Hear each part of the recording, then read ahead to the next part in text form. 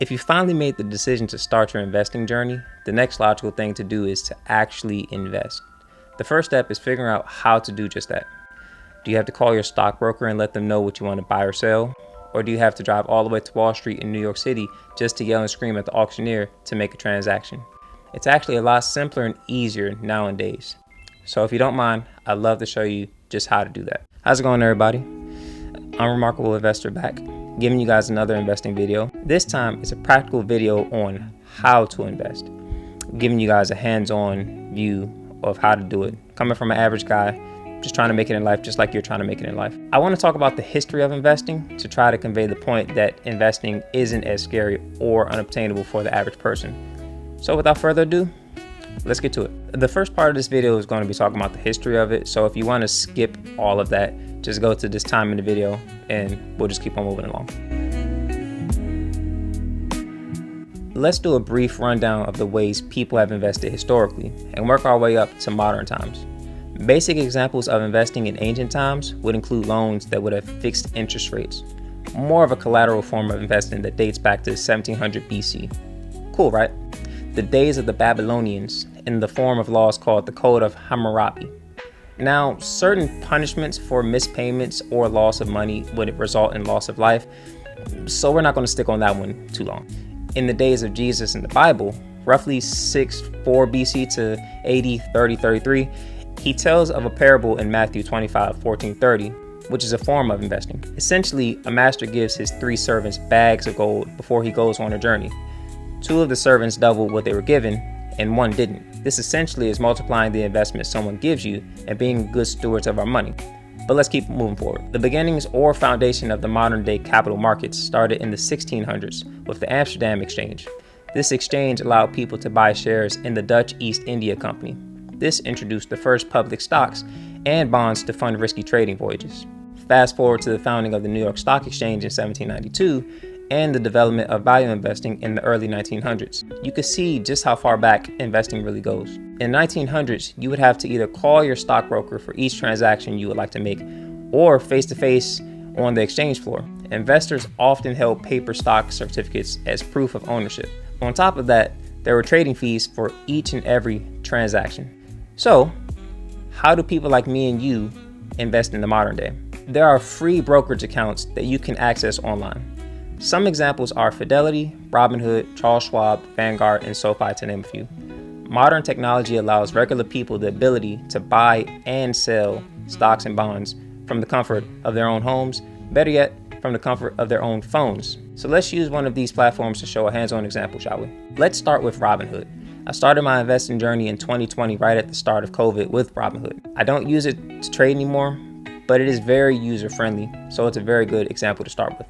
Now, because I already have an account, Robinhood won't let me make a new one with my same information. But to create a new account, it's pretty straightforward. When you open the app, it'll ask you to log in or create an account. It'll ask for basic info when you create one, like name, email address, and your physical address. Then it'll send a verification code to your phone, and then it'll ask for your social security number, date of birth, proof of citizenship. But don't worry, don't let it scare you. It's all for tax purposes.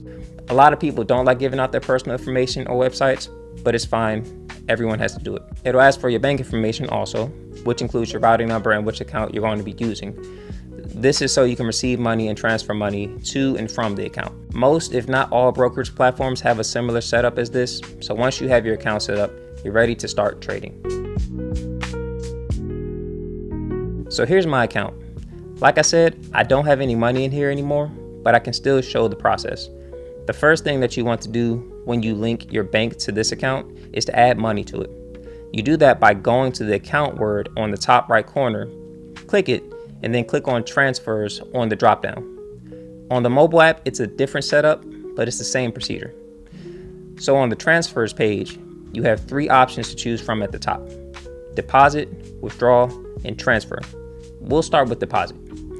So you have where the money is coming from and where it is going. The from should be your bank, but you can always switch it if you need to. Lastly, up top, you have the dollar amount you transfer. It can be 100, 1,000, 10,000, or 100,000 if you're balling like that. So then you hit review transfer and you're good to go. Now, I don't want to accidentally hit this button, so let's go ahead and leave the screen. Next is to withdraw. Same concept as the first, just put how much money you want to move from your account to your bank, plus you can add banks to your account. But let me bring up an important point when it comes to withdrawing from your account. If you sell a stock on Robinhood or any brokerage account, that money goes into your buying power, or to simplify it, a bucket within your account where your cash is sitting. You cannot withdraw the money from the sale immediately after.